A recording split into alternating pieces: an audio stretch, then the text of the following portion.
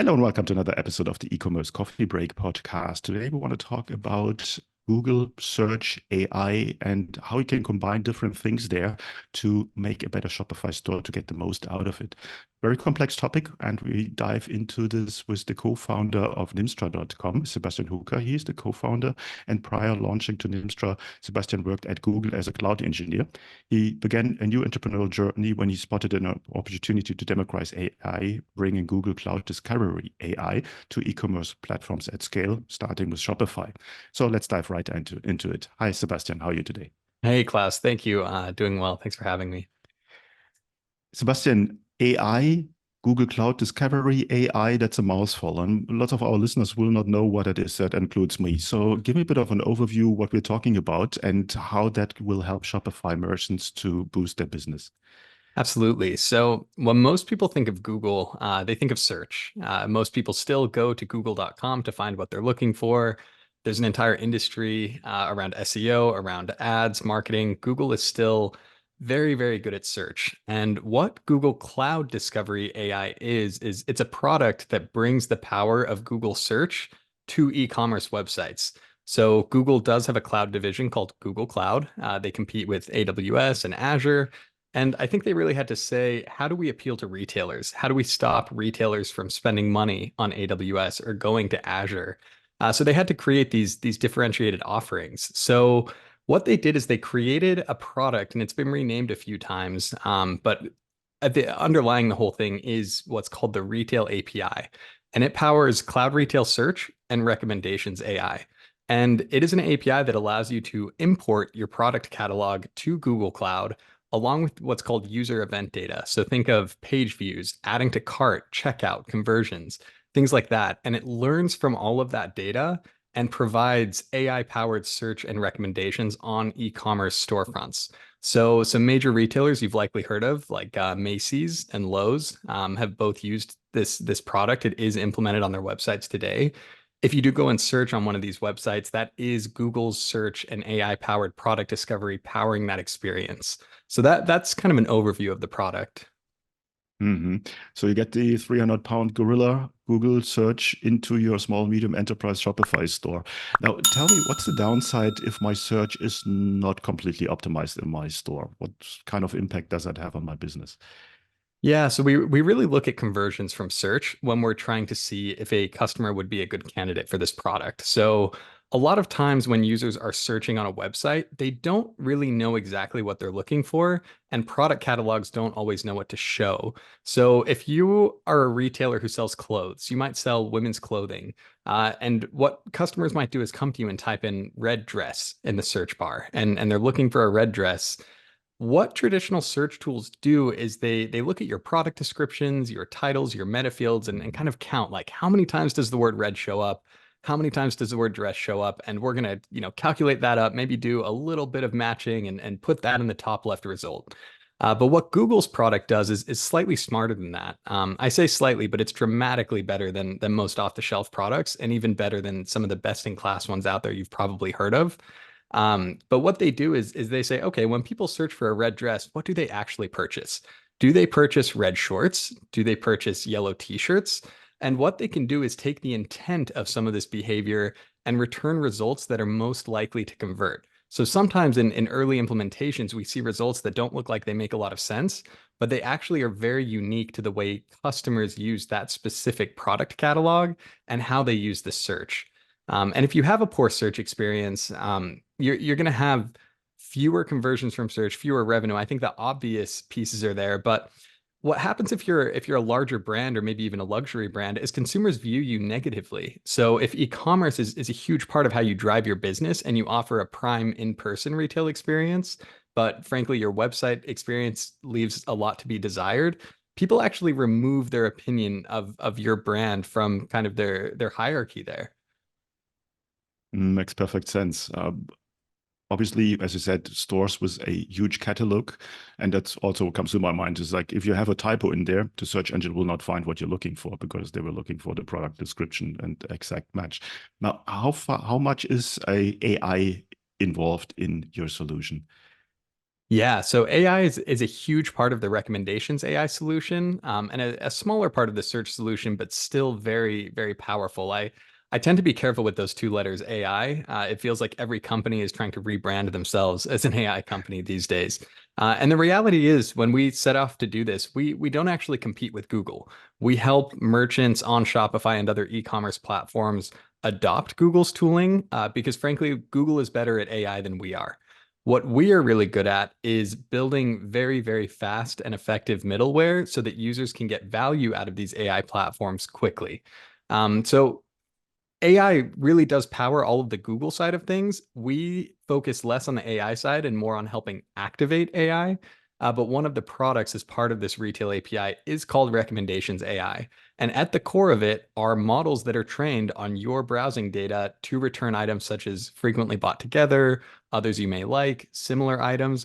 And all of these models use data that's trained on your user events to facilitate the items that are most likely to convert. And you can actually choose if you want to focus on conversion rate, click-through rate, maximizing average order value. You really get to pick the output of the model that you're looking for with these tools. Hmm. Now, in the past, or if we're working, for instance, with Google Merchant Center, you had to have a data stream which is formatted in a specific way so that Google could read the data and whatever. How does that work with your solution? Is there any kind of homework that I need to do from my Shopify site before it works, or how does it work? Yeah, that is an excellent question, Klaus. And there are a lot of feeds out there that move data into Google Merchant Center. And I'm sure you've seen that Google is very opinionated on how they want their data. I would say the retail API goes a step further in the opinionated nature, and that's the intimidating part. And that's why for these major retailers, you have to pay a lot of money to have this implemented because they go upstream to your ERP, to your PIM, to different systems that you have in place to extract this data, transform it, move it into Google Cloud, and then keep it active in real time. So if you sell out of a product, is that making it over to Google Cloud quickly? And that's really the value proposition of what we've built, is that we've done all of that for you. So we have a single kind of set it and forget it mentality where you define your catalog schema once. You tell us, for example, okay, Google's retail API wants to know what the brand field is.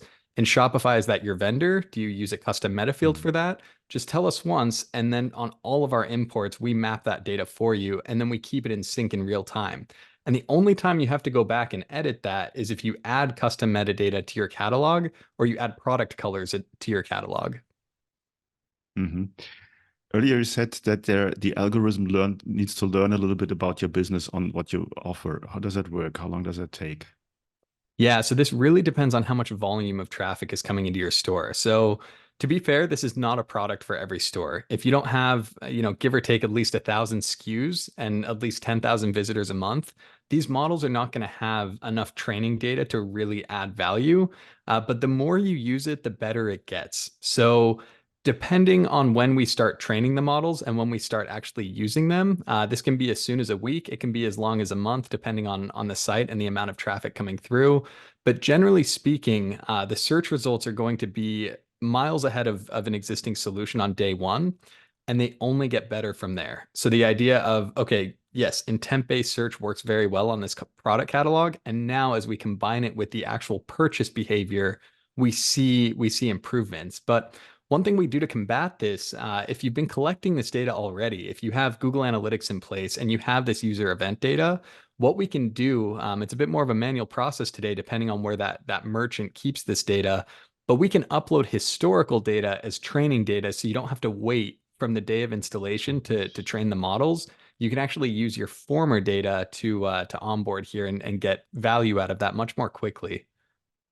Okay, that's a huge advantage. I mean, often is like you start from the moment when it gets activated, and then you need your 4 weeks, 6 weeks, 8 weeks. But if you can start with historical data, a huge benefit there. You mentioned event tracking. You mean checkout, add to cart. How does that come into play? Yeah, so that is again all built into our app. That is where the retail API does have opinionated decisions on how you pass that data in, what product IDs you send, what type of page you're on. So we use the construct of the app embed blocks in Shopify. So it truly is 2 clicks to start tracking events. Once you have our app set up and you go into our theme installation setting, you just click enable the app embed and you enable the app pixel. And what these two things do is they work together to identify which market the Shopify customer is coming from. Because if you have a Canadian store and a US store, those Mhm. users might have very different behavior. They might buy thicker socks up in Canada in the winter time, and the frequently bought together recommendations need to reflect that.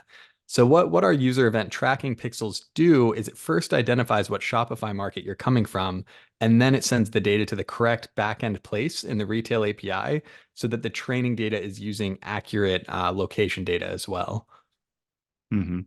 Let's talk about implementation. Is it you're in the Shopify App Store? What are the steps to get started? What's the onboarding process? Yeah, we are now a public app in the Shopify App Store. When we were deciding whether to build this, we kind of thought, okay, should we do a private app and one-time implementations? That's kind of what the industry does today, given the complexity here. Or is it possible for us to make this so easy we can come out with a public app and kind of do minimal live chat or email support for onboarding, and then offer maybe up to a premium onboarding experience if you want to look at some of these historical user events to bring in or map? So today, what the onboarding experience looks like, it's completely self-guided. You go to the Shopify App Store. Our app on Shopify is called Nimstrata Connect. They didn't want us to use Retail Cloud Connect. They said it was too generic. So Nimstrata Connect is the name of our app in the Shopify App Store. And you install the app, and from there, we guide you through setting up your Google Cloud environment. So when I worked at Google, we had a training platform called Quick Labs. And those labs were set up to be, copy and paste this command, press enter, you pass the quiz, check out what you do. Like it was very easy to learn. So we took that same model and we said, how would someone learn to use this platform? And how do we build that user experience into our app? So you go through about 6 steps where you just copy and paste a few commands, and then we verify the connection between the Shopify store and Google Cloud. As soon as that's done, the hardest part's over. From there, you configure your catalog schema, you install 2 or 3 app blocks wherever you want to put the recommendations. This also works on collection pages, so it's not just search and recommendations. You can use it for a collections page and completely eliminate the amount of merchandising a human has to do. So if someone clicks on a category or collection, that data is fed by the retail API and again learns from historical behavior on how to position those items. So once that's done, it's really a matter of deciding which recommendations AI models you might want to build in the future. You might decide to A/B test some things, but the reality is you should see an increase in conversion from search on day one and continue to see that grow. And as soon as you have enough data in the Google Cloud platform to create what's called a recommendations AI model, you can create that and dump that into an app block by just pasting what's called a serving configuration ID. So we surface all of this within the app. It is a very guided experience, but generally speaking, this can be done from a cell phone if needed. Don't ask me how I know, but it's possible. I think most of the traffic nowadays is coming from mobile devices. And that makes perfectly sense to start there. Now, who's your perfect customer? Are there specific industries, niche verticals that where it would work best? Yeah, so our perfect customer would have at least 1,000 SKUs. If they really want to train their data quickly, we would want about 50,000 visitors per month. I do want to emphasize that this is an enterprise product, and I know you have a lot of listeners with smaller stores, maybe drop shipped, and we would love for them to grow into this product. But you really do need the volume of data for the models to be effective. If not, you're kind of paying for a product. You're paying for a Ferrari when you need like a Corolla. So it's not really worth it there. But when it comes to types, I think this is one of the most exciting pieces because this is such a new product from Google Cloud. They are still learning what types of catalogs perform best. So we've seen a lot of success while I was there in the apparel industry, looking at clothing, shoes, whatnot. But this was actually super effective at hardware stores. So when you think of like an electrician or a plumber, it's amazing what they can come up with to search. So a 2x4x12 in the search bar really confuses a lot of platforms. But what that is a 12-foot long 2x4. That's a piece of lumber. And what the search algorithms can do is say, okay, every time someone searched a 2x4x12, they purchased a 12-foot 2x4. Let's start showing that in the search results. So even if the product catalog isn't a perfect fit, the idea that it's constantly learning based on your site behavior could make it a good fit over time. And I think if you're questioning it, it's more worth like an A/B test to say, is this better than whatever solution we've kind of tuned over the years on day one? And can we improve it even more after that just by letting people use it? Mm-hmm. I can see that specifically you said hardware store. One example that comes to my mind, I spoke to a merchant a while ago. He's selling um, parts for Vespa scooters, but for Vespa scooters of the last 50 years. So he has like a million different SKUs. And I think that would be a perfect fit for him. Tell me a little bit about the pricing structure. How do you work with that? Yeah, so today we do have a floor of $99 a month as a base fee. And this is really intentional to make sure that people really want a solution like this before adopting it. When we do look at that enterprise customer base, kind of the corporate sector that goes like one step above a small business who has just started out, we would want them to pay that $99 fee to make sure that they're opting into this product. And what that fee covers is frankly all of the middleware that we had to create to return these results in real time. So Shopify actually runs on Google Cloud. The retail API is a Google Cloud product. And then we built everything to interact with both of those platforms essentially seamlessly. So you can deliver search results in fewer than 5 milliseconds on a site. So our goal was to say, how do we make this a faster, more powerful solution than if someone went and built this themselves? And with that as kind of our North Star, it led to a very, very, very cool microservices based architecture where we return these results very, very quickly. But to support that, we do need to charge a fee for that middleware. And what that does is it also it keeps catalogs up to date. So we're running imports constantly to make sure catalogs are there. And then after that, we just charge like Google. So Google charges $2.50 per thousand API calls. It's not much. We charge 50 cents on top of that for a total of $3. For recommendations, it starts at 27 cents per thousand, and then we charge a nickel on top of that. So we do have similar like volume-based pricing that Google has. And then what we can also do is work with customers to predict their bills. So for example, if they only want to use something like this for search, it's going to be different than if they also put this on all their collection pages and deliver recommendations. Eventually, you could find yourself in a point where you're making an API call to Google on every single page view, maybe multiple. But if you can see the business case of, okay, we convert, 5 or 10% more using these tools, we'll work with customers to make sure that the pricing aligns. And just being a new business, we have to figure out, okay, what SKU gates do we want customers to see on this pricing? So right now, our enterprise plan starts at 15,001 SKUs. Now, that's not to say if a customer came to us and said, I have 16,000 SKUs, I don't need your enterprise support. Can you work with me on a cheaper plan? As this one-on-one kind of onboarding experience, that is part of our conversations. But generally speaking, we price it in line with Google Cloud. Mm-hmm. I can see that. And specifically, I think most user journeys nowadays start with a search. There might be occasionally people who are just browsing, but I think a lot of people are using search, and the better search is, the more or the higher the likelihood is that you get the conversion. Before we come to the end of the coffee break today, is there anything that you want to share with our listeners that we haven't covered yet?